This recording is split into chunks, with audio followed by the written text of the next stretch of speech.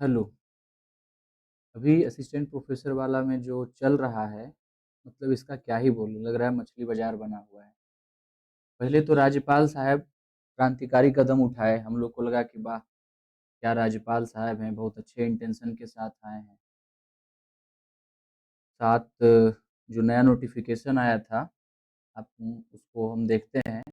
उसमें राज्यपाल साहब क्या बोले थे, ये विज्ञप्ति नंबर ये है।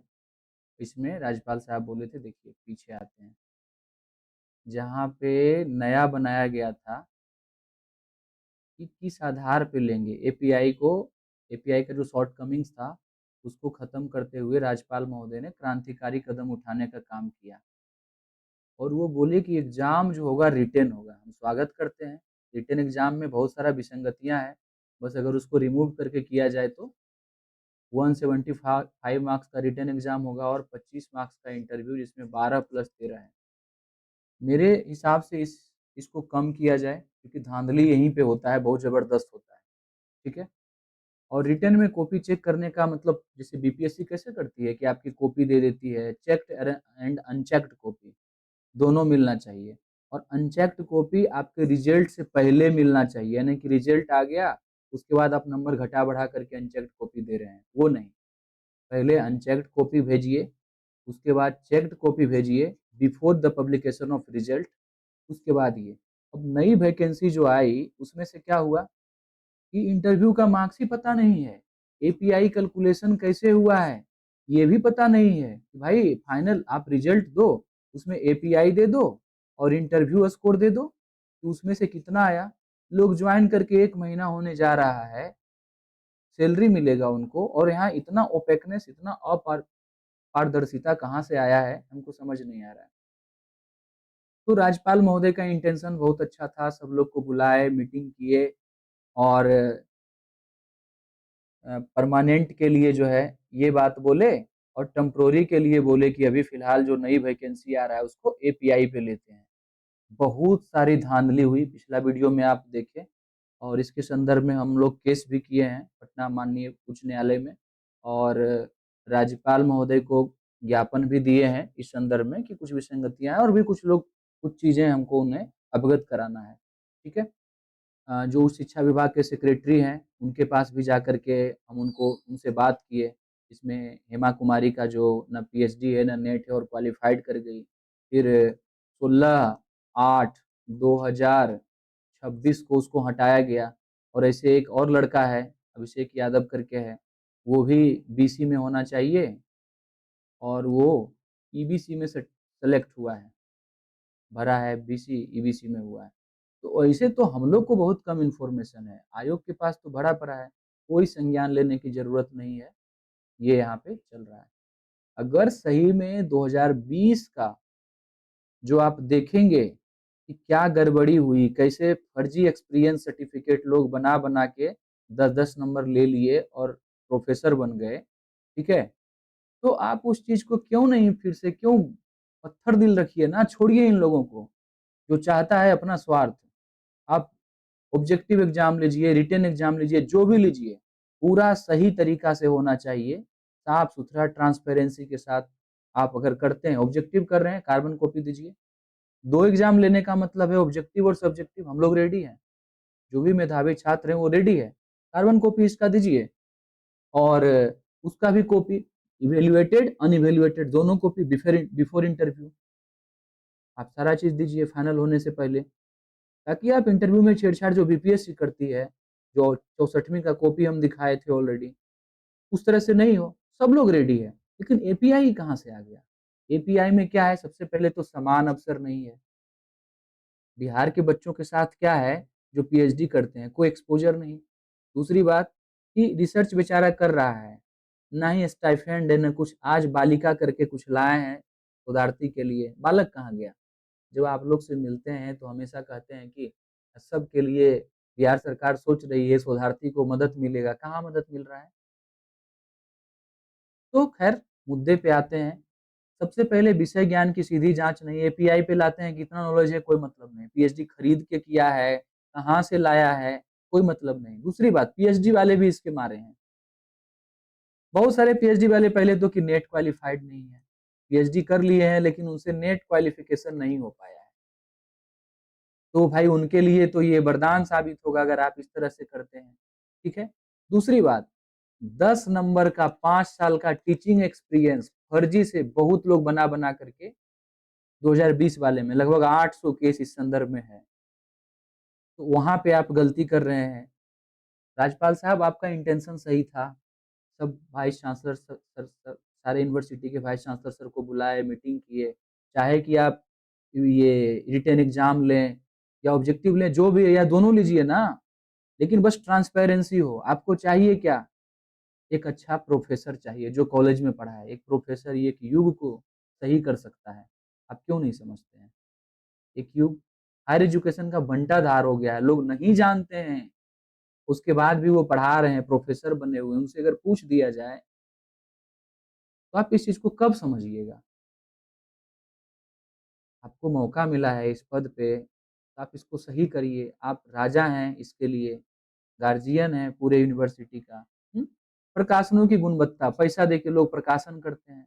बाहर वाले तो चलिए, राज्य के बाहर वाले हैं और उनका तो चलिए सही है, लेकिन बाकी जो अपने हैं, सेंट्रल यूनिवर्सिटी को छोड़ करके हैं, कैसे होता है?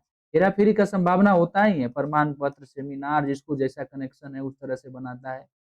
योग्य और नए उम्मीदवार, जो नेट और जेआरएफ है और पीएचडी नहीं है, एक्सपीरियंस, टीचिंग एक्सपीरियंस उसके पास नहीं है, वो कहाँ जाएगा? जिसके पास पैसे नहीं है, जो छल प्रपंच नहीं जानता है, कहाँ जाएगा? शिक्षण का परीक्षण करेंगे नहीं, क्योंकि पहले ही मार्क्स में वो आगे आ जाएगा। तो शिक्षण का परीक्षण हो चाहे नहीं हो, कम मार्क्स भी हो, क्या होगा? ऑलरेडी वो सेलेक्ट होगा, उसी को संभावना बनेगा, जैसे अभी 2026 वाला में ये घटना हुआ। तो आप कैसे? पीएचडी भाई कौन बड़ा चीज, कौन सा है? पीएचडी कौन बड़ा कोर्स है?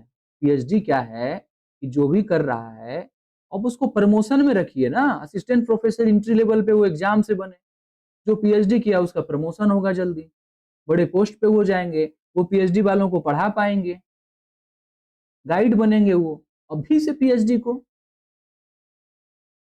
गेस्ट वाले में तो वो जा ही रहे हैं पीएचडी वाले। मतलब हम ही रिसर्च कर रहे हैं, हमको कौन सा ज्ञान का प्राप्ति हो जाएगा उस टॉपिक को छोड़ करके दूसरे टॉपिक में? तो क्यों हम एकेडमिक्स में जितने भी टॉपिक हैं, जो भी पढ़ाना है एक असिस्टेंट प्रोफेसर को, क्या उसमें पारंगत हासिल हो गया? वो कहीं से भी पीएचडी कर रहा है, वो तो अपने उस टॉपिक पे एक वो अच्छा नॉलेज रखता है, ऐसा नॉलेज रखता है जो कहीं पे नहीं है। तो ये चीज है ना। और क्षेत्रीय असंगतता, अलग अलग जगह पे, वही बिहार की बात करते हैं तो बिहार में आप समझ ही रहे हैं कि पीएचडी का गुणवत्ता का क्या है। नेट क्वालिफाइड है फिर भी कुछ नहीं मिल रहा। तो भाई ये सब चीज को आप देखिए, और जैसे ये करेंगे तो वही 2020 वाला सिचुएशन आएगा। पेपर चेक करते रहिए, अभी तक ज्वाइनिंग हो ही रहा है, बहुत सारे सब्जेक्ट का भी ज्वाइनिंग बाकी है। तो इसीलिए एपीआई हटाइए, स्थानीय जो लोग हैं, हमारे जो बच्चे हैं, डोमिसाइल नीति लाइए, आप रिटेन लीजिए, ऑब्जेक्टिव लीजिए, दोनों लीजिए, कोई आपत्ति नहीं है। ट्रांसपेरेंसी के साथ एग्जाम हो, आप कार्बन कॉपी दीजिए ऑब्जेक्टिव का, और सब्जेक्टिव का बिफोर अनएवेल्युएटेड कॉपी दीजिए और इवेल्युएटेड कॉपी दीजिए, उसके बाद इंटरव्यू हो। जब तक इस तरह से नहीं होगा, अब क्या होता है कि इंटरव्यू के बाद, फाइनल रिजल्ट के बाद इवेल्युएटेड कॉपी देंगे, वहां तो सब खेल हो चुका है। किसको हटाना है, कितना मार्क्स आया नहीं आया। साफ सुथरा लीजिए, अपना हृदय दिखाइए, मजबूत बनिए। संजय सिंह टाइगर को भी हम यही कहते हैं, भाई मौका मिला है यार बिहार को सुधारने का, इसको एक बार अच्छा करके जाइए, याद रखे जाएंगे आप। हमें लग रहा था कि राज्यपाल साहब बहुत अच्छा काम कर रहे हैं, अब आइए देखिए क्या दिक्कत होगा। तो ये है सादर निवेदन, ये है राज्यपाल को पत्र लिखना है, लिखेंगे। एक लेटर दिए हैं, अभी और देंगे लेटर कि नेट जेआरएफ योग जो सुधारती है, कितना मुश्किल से नेट और जेआरएफ होता है, सबका तो नहीं निकल जाता है। तो वो लोग कहाँ जाएंगे? 30 नंबर जब आप उसको दे देंगे, 10 नंबर टीचिंग पे दे देंगे, पब्लिकेशन रिसर्च पे उसको मिल जाएगा, तो बाकी लोग कहाँ से compete कर पाएंगे? 175 मार्क्स में अगर 40 मार्क्स इसको दे दिया जाए, तो बाकी लोग क्या करेंगे? कहाँ से आएंगे? 40 मार्क्स कहाँ से सही होगा उनका? अगर आप ऑब्जेक्टिव भी लेने को सोचे हैं, जैसे प्रेस वार्ता में बोला गया है, मतलब टोटल के टोटल आप इसको बर्बाद करने पे ही ना मतलब सोच रहे हैं। जो अच्छा कदम लिए थे बैकआउट हो रहे हैं, पीछे हो रहे हैं, तो ये चीज़ नहीं होना है। हम लोग हैं ना साथ में, पीएचडी वाले लड़के हैं, जिनके पास टीचिंग एक्सपीरियंस नहीं है फर्जी, सारे पीएचडी वाले आपके साथ, कोई पीछे नहीं हट रहा है। ज़रूरत पड़ेगा गर्दनी बाग आएँगे, हम दिखाएँगे समर्थन हम लोग। उसमें ये नहीं सोचना है कि हम लोग साथ नहीं हैं, हम लोग हैं सर। अब देखिए आपने ये नोटिफिकेशन निकाला, जो पीछे नीचे हम दिखाए, उसके बाद फिर एपीआई क्या लिखा हुआ है दिनांक कितना को 1 जुलाई 2026 को, कि पूर्व में विवादित एपीआई आधारित अंक प्रणाली को निरस्त करना बिहार के उस शिक्षा इतिहास में क्रांतिकारी एवं सराहनीय कदम था ये। ठीक है। लोक भवन के इस फैसले ने सारे मेधावी शोधार्थी जो है वो अटूट विश्वास जगाया, लगा कि नहीं सब कुछ सही होगा। लेकिन आखिरकार प्रेशर में आकर के आप जो है पीछे हो रहे हैं। 15 दिन का टाइम, भाई सर इसमें मत करिए। मतलब मेन जो रिक्रूटमेंट है इसमें नहीं करिए, गुणवत्ता से कोई खिलवाड़ नहीं। आप उस शिक्षा विभाग में वही बच्चा पढ़ाएगा, रिसर्च जो फर्दर होगा उनके अंदर रिसर्च करेगा, आप क्या कर देंगे, इसको बर्बाद हो जाएगा। तो आप इस चीज को समझिए।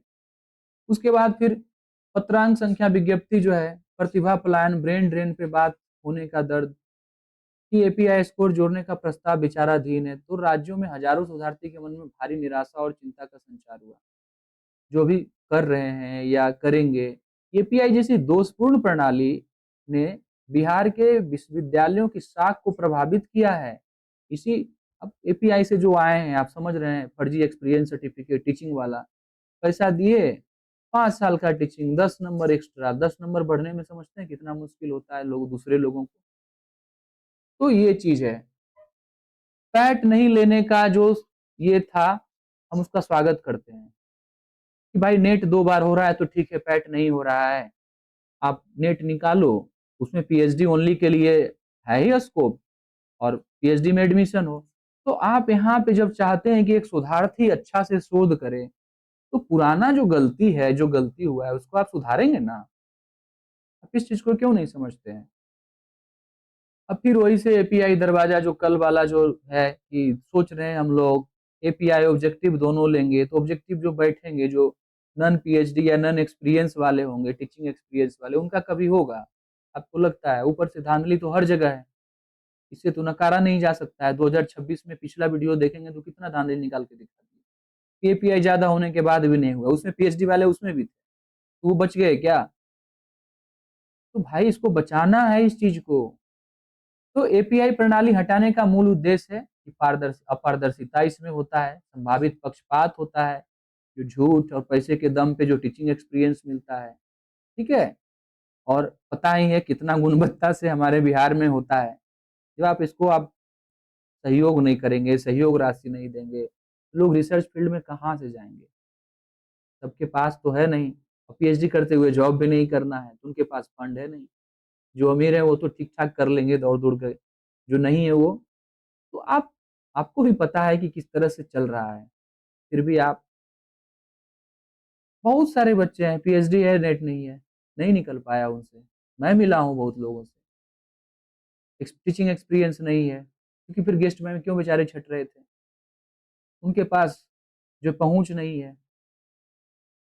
तो ये चीज होना है। तो जो आप 1 जुलाई को लाए थे उसका आप विरोधाभास कर रहे हैं। जो लेटेस्ट वाला है, चलिए आते हैं देखते हैं लेटेस्ट में कौन सा विज्ञप्ति लाए, जिससे हम लोग को लगता है कि नहीं आना चाहिए था। तो देखिए, कल वाला प्रेस विज्ञप्ति यही है ना, ये कल वाला है। ठीक है। 168/226, 24 अगस्त 2026। अनशन वालों से बात की है, कोई बात नहीं, बात की है, बहुत बढ़िया बात है। यहाँ पे क्या लिखे हैं कि एपीआई की गणना में मैट्रिक में प्राप्त अंकों की गणना नहीं की जाएगी। चलिए ये तो सही है। नेट जेआरएफ को अधिकतम 11 मार्क रखा जा सकता है, परंतु पीएचडी 30 नंबर का है। आप ऑलरेडी देख रहे हैं कि पीएचडी बस उसी टॉपिक के नॉलेज को इनहेंस करता है। क्यों 30 नंबर? हटाइए ना, एग्जाम लीजिए। क्यों डर रहे हैं लोग एग्जाम देने से? साफ सुथरा एग्जाम लीजिए, कार्बन कॉपी दीजिए, ट्रांसपेरेंसी को बरकरार रखिए। कौन कौन भाग रहा है? हम लोग रेडी है ना? तो ये चीजें क्यों आप पीछे हट रहे हैं कि फिर एपीआई लाएंगे और आप ये, हाँ उम्र को आप बढ़ाए, चलिए बहुत अच्छी बात, स्वागत है भाई, जो पीछे हैं मेहनत करके वो भी जाएंगे। तो इस चीज को 15 दिन के अंदर में आप बनाएंगे, ठीक है बनाइए, लेकिन इन सब बातों को आप सोचिए। शोध प्रकाशन एवं अनुभव की गणना एपीआई के स्कोर पे की जाएगी। ये क्या मतलब, क्यों एपीआई भाई? फिर से आप बैकफुट पे आ गए गवर्नर साहब। ठीक है, उसके बाद फिर अतिथि प्राध्यापकों को वर्तमान बहाल हेतु संविदा, हम तो कहते हैं ना कि अतिथि प्राध्यापक जो हैं उनका भी बीच बीच में हो टेस्टिंग, जैसे आप टीचर लोग का होता है, ऑडिटिंग हो कि टीचिंग कैसे करा रहे हैं, हर चीज जो है गुणवत्ता बढ़ाना है इसको, ये नहीं करना है। तो सर आप इस बात को ध्यान रखिए। कॉन्ट्रेक्चुअल में क्या हुआ ये तो देखें ही, आइए और कुछ डॉक्यूमेंट से हम अवगत कराते हैं आपको। जो भी बोलेंगे फैक्ट पे बोलेंगे, झूठ इधर उधर का बात नहीं। दूसरी बात, हो सकता है पीएचडी वालों को लग रहा हो कि नहीं हमारे अगेंस्ट में ये बोल रहा है, तो आइए देखते हैं। बहुत सारे नेट जेआरएफ हैं, उनको तो नुकसान है ही, 11 अंक मिलेगा उनको, 30 मार्क्स मिलेगा, लेकिन क्या 30 मार्क्स में सिलेक्शन होगा आपका? जहाँ टीचिंग लगेगा 10 मार्क्स, जहाँ पैरवी लगेगा वो लग ही रहा है, तभी तो 2020 वाला अभी तक अटका हुआ है, पूरा नहीं हुआ है सिलेक्शन उसका सारे सब्जेक्ट का। यूजी और पीजी का मार्क्स आप जैसे ही जोड़ने लगेंगे, तो किसी को एपीआई में ज्यादा है, किसी को कम है, बिहार के जो यूनिवर्सिटी है उसमें कम मार्क्स मिलता है, बीएचयू में चले जाएंगे उसको ज्यादा मिलता है, उसका एपीआई ज्यादा बनेगा कि नहीं? क्यों ऐसा करना? अगर आप चले जाएंगे 2015-16 यहाँ से, हम एक पिछला वीडियो में एक लिस्ट भी शेयर किए थे कितना मार्क्स का डिफरेंस था दोनों बोर्ड का। तो आप देख रहे हैं टॉपर का डिफरेंस था, एवरेज नंबर तो बहुत कम लोग जो पास कर जाते थे, लगता था फर्स्ट डिवीजन से पास कर गया, ये सिचुएशन बनता था। और वो बंदा जो है यहाँ पे हो रहा है, एपीआई से बन जाएगा वो। तो भेदभाव किए बिना इसको हटा करके एग्जाम लेने का जरूरत है, जरूरत पड़े बैठ लीजिए। आगे हम आपको दिखाते हैं। मतलब पीछे हटना नहीं है सर, नहीं हटना है पीछे। आपका जब निर्णय, पिछला निर्णय सही था, तो फिर अभी अभी का निर्णय गलत है। कॉन्ट्राडिक्ट आप कैसे कर सकते हैं उस बात को? आइए और दिखाते हैं कि एपीआई वाला में अभी कुछ डेटा रखेंगे अभी। और दोस्तों जहां भी ये शेयर हो सके कीजिए, हमारा कोई चैनल वगैरह बड़ा नहीं है, जरूरत पड़े डिलीट मार देंगे, कोई फर्क नहीं पड़ता है, मोनेटाइजेशन है ये सब हमको कुछ फर्क नहीं पड़ता। हम चाहते हैं कि जो हमारा गुणवत्ता हो शिक्षा का, उस शिक्षा विभाग अच्छा काम करे। जैसे धांधली हुआ है 2026 में, ये एपीआई ही था तो सबको जान मारा। जब जब नेट में बैठते हैं मेरा नेट होता है, और वहां पे गए तो क्यों नहीं हुआ? जिसका एपीआई ज्यादा उसका सिलेक्शन क्यों नहीं हुआ? तो पूरा डेटा भी दिखा दिए हैं हम उस शिक्षा विभाग के जो सचिव हैं, देखिए यहाँ पे डेटा है पूरा, उसका एडमिट कार्ड से लेके हर चीज, हम झूठे ही बोल रहे हैं। तो 2020 भर्ती प्रक्रिया जो था, टेबल 3A एपीआई आधारित, अत्यंत घातक साबित हुआ। आप देख लिए पिछला जो सिलेक्शन था, ठीक है, फेक एक्सपीरियंस सर्टिफिकेट लोग लगाए, घटिया गुणवत्ता, और इस सब से एड बना करके लगभग 800 याचिकाएं से ऊपर है, लंबित है, और 6 वर्ष से अभी तक चल ही रहा है, 2026 खत्म होने को आ रहा है और अभी तक ये रिक्रूटमेंट चल रहा है, चेक करते रहिए। यहाँ भी पैसा, मनी मसल चल रहा है कि भाई जिस जो सही से, जब आप 2026 में चेक नहीं कर पाए हेमा कुमारी का और ऐसे बहुत लोग का, स्क्रीनिंग के समय बुला लिए एलाइड सब्जेक्ट में के लिए बोल करके बाद में भगा दिए इंटरव्यू से, बहुत लोगों का आपने हक मारा कि नहीं? तो इसमें तो और बड़ा धांधली हुआ है, 2020 का बात है। तो इस चीज को समझने का बात है। शैक्षिक शैक्षणिक गुणवत्ता का तो ह्रास हुआ ही, वर्षों से रिक्त पद है, वैसे ही चल रहा है डामाडोल स्थिति। तो और ये सब चीज आप ये कहते हैं पीएचडी एवं कार्य अनुभव के आधार पे एक्स्ट्रा वेटेज देना, भाई गलत है। बोले ना कार्य अनुभव ही फ्रॉड लेकर के चले आएगा कि टीचिंग एक्सपीरियंस है।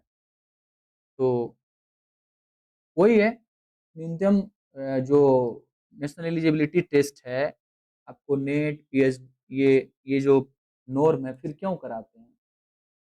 आप एक एडमिशन के लिए टेस्ट लेते हैं, पैट लेते थे आप पहले, और यहाँ एपीआई पे प्रोफेसर सेलेक्ट हो जाएँगे।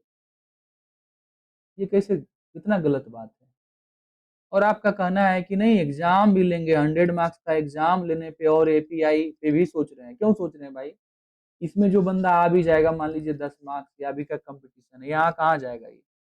40 मार्क्स का जब इसको बेनिफिट मिलेगा। तो सोचने की बात है यहाँ पे। तो एसोसिएट प्रोफेसर में आप पीएचडी का यूज़ कर सकते हैं। जो बंदा पीएचडी किए हुए है, वो प्रमोशन में जाएगा। उसको वहाँ फ़ायदा एंट्री लेवल पे नहीं होना चाहिए। वो प्रोफेसर बनेंगे जल्दी, उनके अंदर लोग रिसर्च करेंगे। ऐसा थोड़े है कि पीएचडी इनवैलिड डिग्री है। 5 साल, 4 साल लोग लगा दे रहे हैं, इसी के लिए थोड़े। तो इस पे विचार करने का ज़रूरत है। और अगर आप ऐसे कर रहे हैं, तो वही है कि सामान ओपन कॉम्पिटिटिव से भाग रहा है लोग और आप उसको सेव कर रहे हैं। इसको भाई सब्जेक्ट पे पकड़ है, कुछ भी कर लो। हाँ, साफ-सुथरा एग्ज़ाम होना चाहिए प्रोवाइडेड। ये 2026 वाली गलती नहीं दोहरानी चाहिए। लोग बहुत बेसब्री से बहुत लंबे समय तक इसका इंतज़ार करते हैं। लोग बहुत सम्मान ये बता तो रहे हैं कि आर्टिकल 21 का भी इससे रिलेटेड है हमारा जॉब का होना।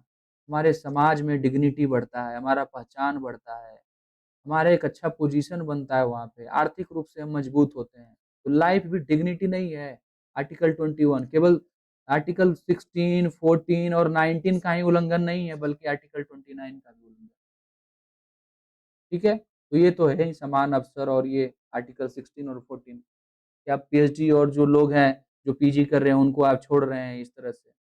मत पीछे हटिए, हम लोग हैं आपके साथ।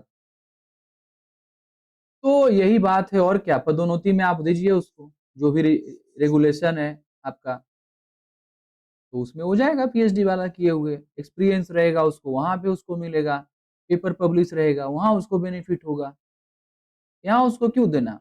अब आइए देखिए दूसरे राज्य में क्या प्रोविज़न है, इसको भी देखते हैं।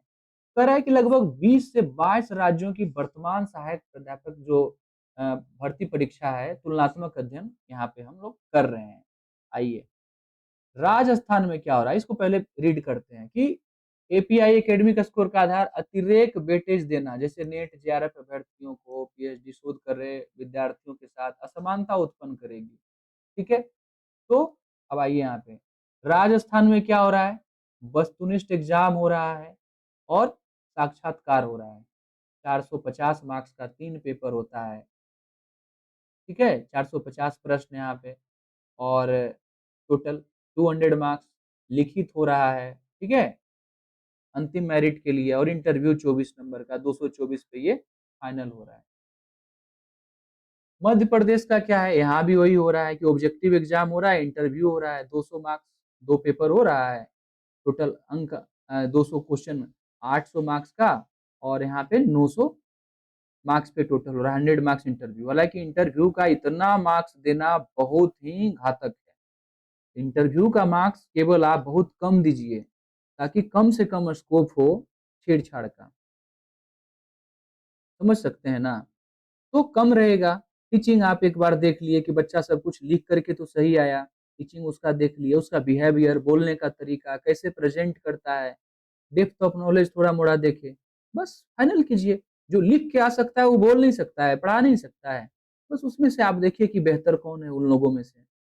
उत्तर प्रदेश में भी यही कहानी है, ऑब्जेक्टिव एग्ज़ाम हो रहा है, ठीक है? 200 मार्क्स का होता है, इस पिछले बार ही हुआ है, 230 में फाइनल इंटरव्यू 30 मार्क्स का है।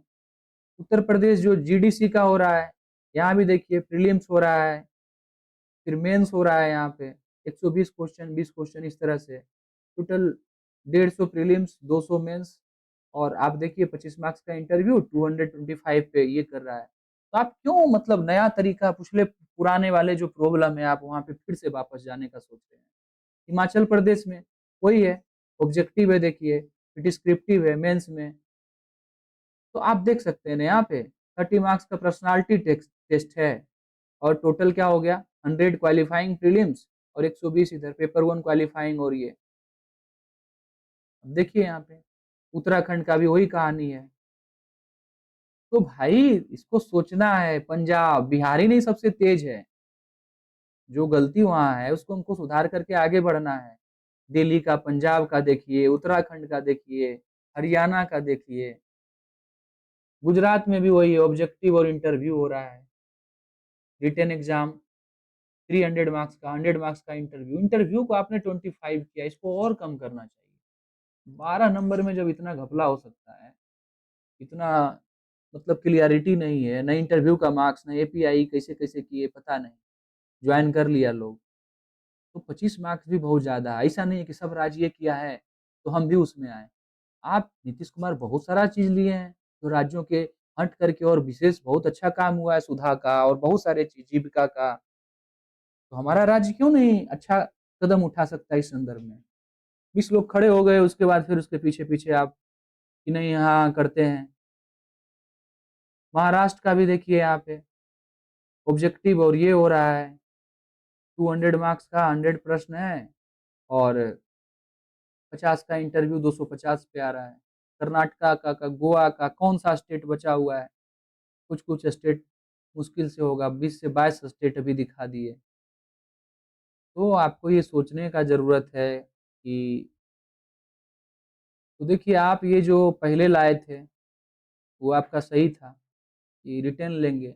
मन करे आपका ना तो इसके साथ ऑब्जेक्टिव भी ले लो आप, पहला स्टेज में। सारा चीज़ ट्रांसपेरेंसी बढ़ती है कि आप कार्बन कॉपी दे दिए ऑब्जेक्टिव का कि भाई तुम्हारा ये आ रहा है, रिजल्ट में वो चेक कर लेगा बेचारा, ट्रांसपेरेंसी आएगा। रिटर्न में आप अनइवेल्युएटेड कॉपी दे दिए कि तुम ये लिखे हो। जैसे ही कॉपी चेक होगा इंटरव्यू से पहले उसको इवेल्युएटेड कॉपी दे दीजिए, तुम्हारा मार्क्स ये आ रहा है। फिर फाइनल आएगा, पता चल जाएगा। ट्रांसपेरेंसी लड़कों की तरफ से, आपके भी तरफ से। तो ये मार्क्स को छुपाना और ये नहीं दिखाना, सिलेक्शन कर लेना, ये तो बहुत गलत है। और 10th का मार्क्स जोड़ करके आप क्या कर लिए? कोई सीबीएसई से मार्क्स उठाया, और जो बिहार बोर्ड से बेचारा मार्क्स नहीं ला पाया, क्योंकि उस समय मार्क्स मिलता ही नहीं था। इंटरमीडिएट में भी वही कहानी, हमारे जो ग्रेजुएशन में है, हमारे यूनिवर्सिटी में कम मार्क्स मिलता है। मगध हो चाहे पीपीयू, पहले तो यही स्थिति था। और ये जो वैकेंसी है इसमें पीजी वाले भर सकते हैं।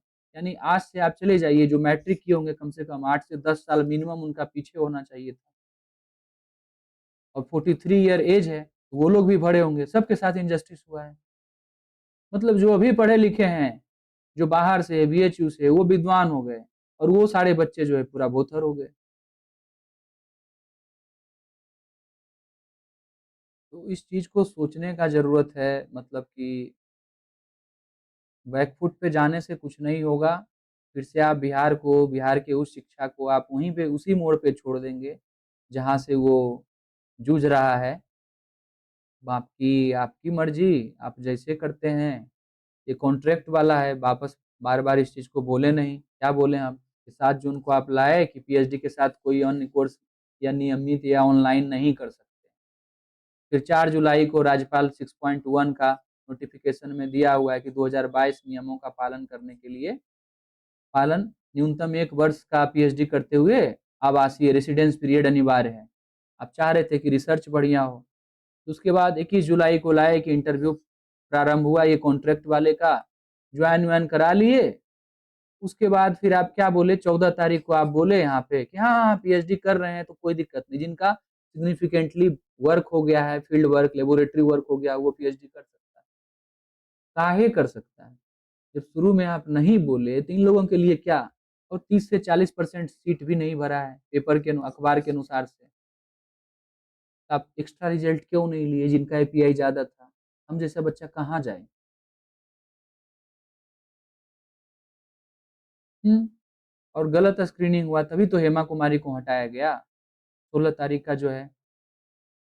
तो भाई हमको समझ नहीं आ रहा है कि क्या चल रहा है, कैसे चल रहा है, भगवान जाने क्या चल रहा है। चलिए इसको ओवर करते हैं। विचार करिए महोदय, विचार करने का बात है। ऐसे आप कर देंगे कि नहीं सही है। आरटीआई का भी अभी तक जवाब नहीं मिला है। जो जो दे रहे हैं भाई, इंटरव्यू का मार्क्स क्यों नहीं आया, पता नहीं। दोस्तों आप लोग जो है इसको शेयर करिए। लोगों को पता चले, लोग इकट्ठा हों मुद्दे पे, ये हमारा राज्य है, उस शिक्षा का हमारा अधिकार है, हम ही लोग कोई प्रोफ़ेसर बनेंगे या जो भी भाग रहेगा जिसका, वो बनेगा, इसकी गुणवत्ता क्यों ह्रास हो? बिहार बोल कर के जो एक गाली का पात्र है, जो एक हँसी का, ठहास का जो मूरत बनता है, अरे बिहारी है, रैट! ये चीज़ नहीं होना चाहिए। और ये होता ही रहेगा जब तक ऐसे करते रहेंगे, ऐसे-ऐसे डिसीज़न लेंगे, ये बड़े बोल्ड डिसीज़न है ये सब। बिहार के छवि को हर स्तर से ये गिरा सकता है या बना सकता है, तो ये देखना है।